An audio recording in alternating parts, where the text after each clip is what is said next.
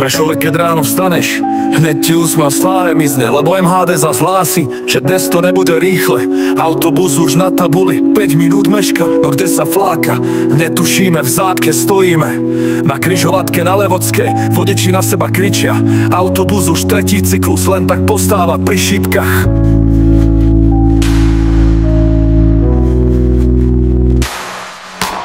Trolejbus sa privíja, si už tradične tvári smutne. Možno príde, možno nie, káble visia z hora dole. A keď už človek si povie, že dnes to snad pôjde hladko, zrazu rána na čiernom moste káble paduje to na boho. Dispečing hneď krúti hlavou, prečo zas tie drôty letia, veď len včera ich tam vešali, možno vydržia do leta.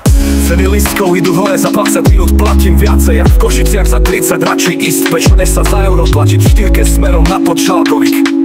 Vodiči si sotva stihnú niekam odskočiť na záchod a najesť za ten smiešný plat si ani bagetu v automate nekúpia. V DP miesta nie je autobusy, už nemajú kde oddychnúť, tlačia sa tam, buchajú do seba, celé sú len obuchania, lebo nemajú kde zaparkovať.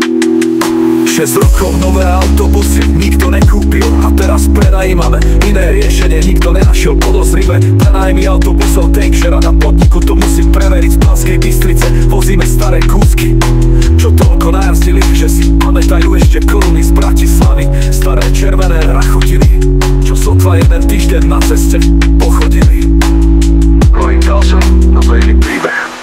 Tam sa ľudia tlačia vzduchu, niet jak sardinky v jednej plechovici. Držia sa, kam sa len dá chytiť. Dvere sa sotva zatvoria, vodič dúfa, že to nejako zvládnu. No na ďalšej zastávke zasa dali, všetci chcú dovnútra, no ako každému je to jedno, trolejbusy neustále pretažené, pohodu je nule. A keď si už konečne sadneš a vydýchneš, zrazu vidíš revízora, už ťa svrbí peňaženka. Prehrabávaš vrecka, no lístok nikde a revízor s úsmevom hovorí: to bude drahé, kvítané. Snažíš sa vyhovoriť, že si určite cvakol, no len kývne hlavou, vraj to už počul veľakrát, ale pozor, niečo sa chystá, nový riaditeľ prichádza. Prešovskú MHD opäť na vrchol dovedie, to je tá zmena, ktorá nás čaká. Trolejbus už nebude jediný hrdina na ceste, teraz príde elektrobus hybrid. Každý kúsok technológie, čo bude v súlade s mestom, to sa hneď objaví na trati. Električky. Možno v budúcnosti aj tie, ale kým ich nezískame, v hybridných sa budeme cítiť ako v pohode. A čo sa týka tých 13 miliónov, trojové káble dostanú nový život, žiadna katastrofa už nebude.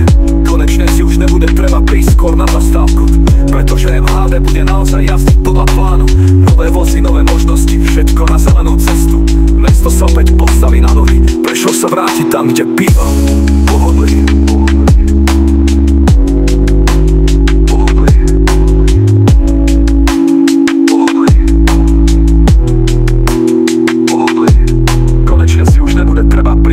Zastávku, pretože MHD bude naozaj jazdiť podľa plánu.